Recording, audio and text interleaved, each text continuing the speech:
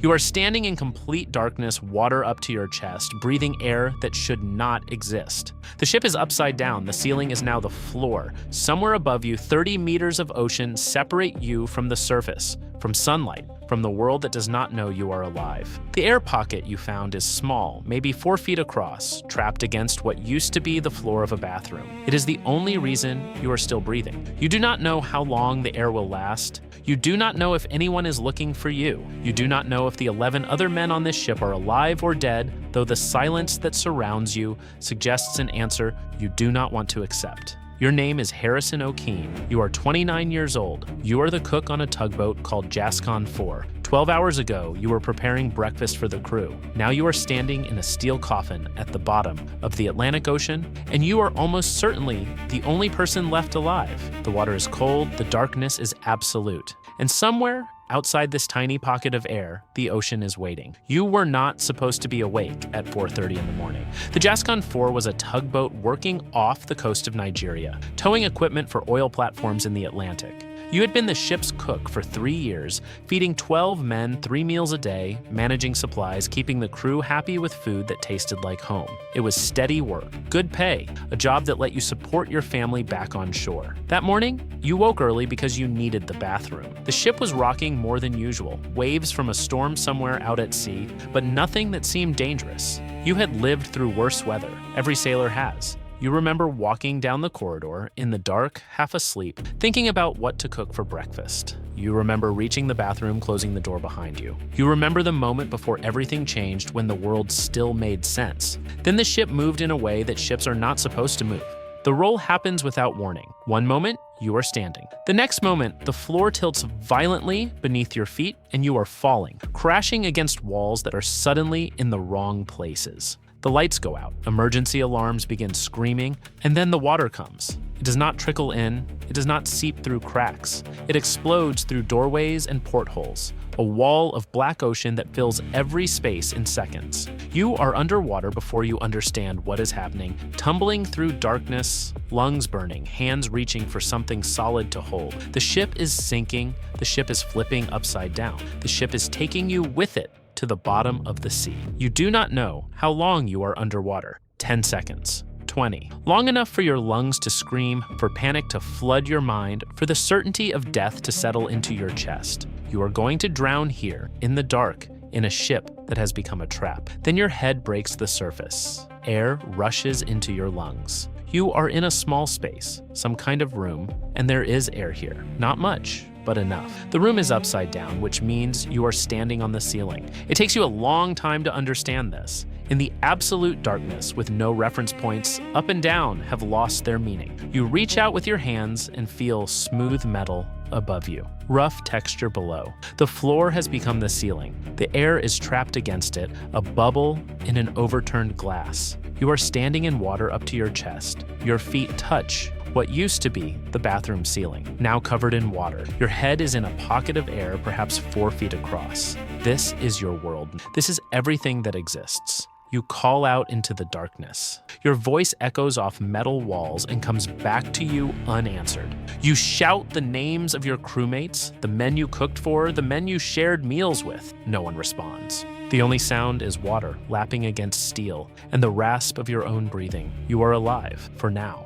The first few hours are the worst, because you still believe rescue is coming. You convince yourself that the crew made it out, that they are on the surface right now, that boats are circling above, that divers are preparing to descend. You tell yourself that this is a matter of hours, that you just need to stay calm and wait. Help is coming. Someone knows you are here. Someone will find you. But as time passes and nothing changes, the truth begins to settle in. The ship is at the bottom of the ocean. Even if rescue teams are searching, they are looking for bodies, not survivors. No one survives a capsized ship underwater for hours. Everyone knows this. The divers will take their time. They will follow safety protocols. They will not rush, because there is no one to save. You are 30 meters below the surface in a steel tomb, and no one in the world knows you are alive. The water is cold, not freezing, but cold enough to drain the heat from your body hour after hour. You begin to shiver, and you do not stop. Your teeth chatter, your muscles cramp. The cold becomes a constant presence, a companion that never leaves.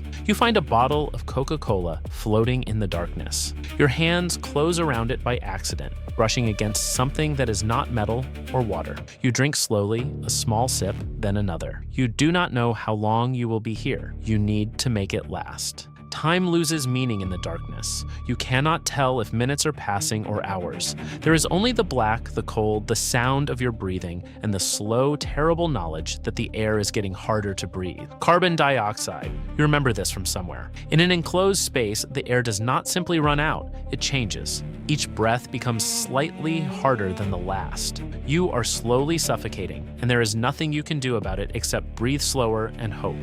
You begin to pray, not silently but out loud, your voice filling the tiny space. You make promises to God, bargains that feel desperate but sincere. If you survive this, you will change your life. If you survive this, you will become someone different.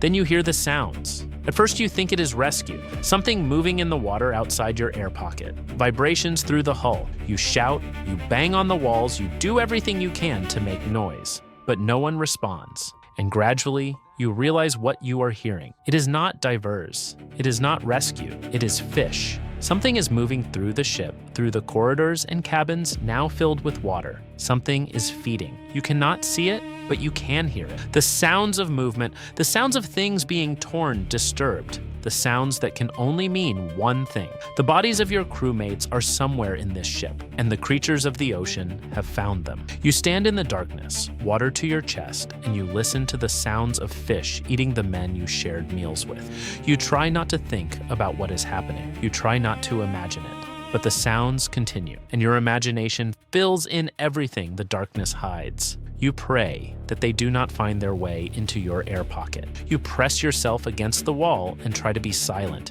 Try to be invisible. Try to be nothing that would attract attention. On the surface, they are not looking for survivors. The Jascon 4 disappeared in heavy swells, reported missing when it failed to arrive. A South African diving team was contracted to recover bodies and assess the wreck. They took their time preparing, following protocols. There was no rush. The men on that ship were dead. No one survives underwater for days. By the time they descend to the wreck, you have been in the darkness for almost 60 hours, 2.5 days, 60 hours standing in cold water, breathing air that grows thinner, listening to sounds you will never forget. You have stopped believing in rescue. You have begun to accept that this is where you will die. Then you hear a new sound, metal, something banging against the hull. The diver enters your compartment expecting to find another body. He has already seen several. The ship is a tomb, filled with the remains of men who drowned when she capsized. He moves carefully through the dark water, his flashlight cutting through the murk, checking each compartment, documenting what he finds. He sees your hand first, floating in the water, pale in the beam of his light. Another victim. He reaches for it, preparing to check for identification, to note the location for recovery. Your hand grabs his. The diver screams into his mask. 60 hours at the bottom of the ocean, and you are alive. You are grabbing his arm, pulling yourself toward him, toward the light, toward the first human contact you have had since the world ended. He sees your face emerge from the darkness. Eyes wide, desperate, alive. He cannot believe what he is seeing. No one could survive this. No one could breathe for 60 hours in a sunken ship. But you are here, and you are breathing, and you are holding onto him like you will never let go. The diver signals to the surface. They have a survivor. After 60 hours, they have a survivor. The rescue is not simple. You have been at depth for almost 3 days. Your body has absorbed nitrogen from the pressurized air. If they bring you to the surface too quickly, the nitrogen will bubble in your blood and kill you. They bring you out slowly, carefully, transferring you to a decompression chamber. You spend another 60 hours in that chamber, breathing special gas mixtures, more waiting. But this time, you know you are alive. Of the 12 men on the Jascon 4, 11 died that night. You are the only survivor, the cook who could not swim, who found an air pocket by accident, who spent 3 days listening to fish feed on his crewmates. The video of your rescue spreads across the world. Millions watch the moment the diver's light finds you, the moment your hand reaches out from the darkness. They see what should have been impossible,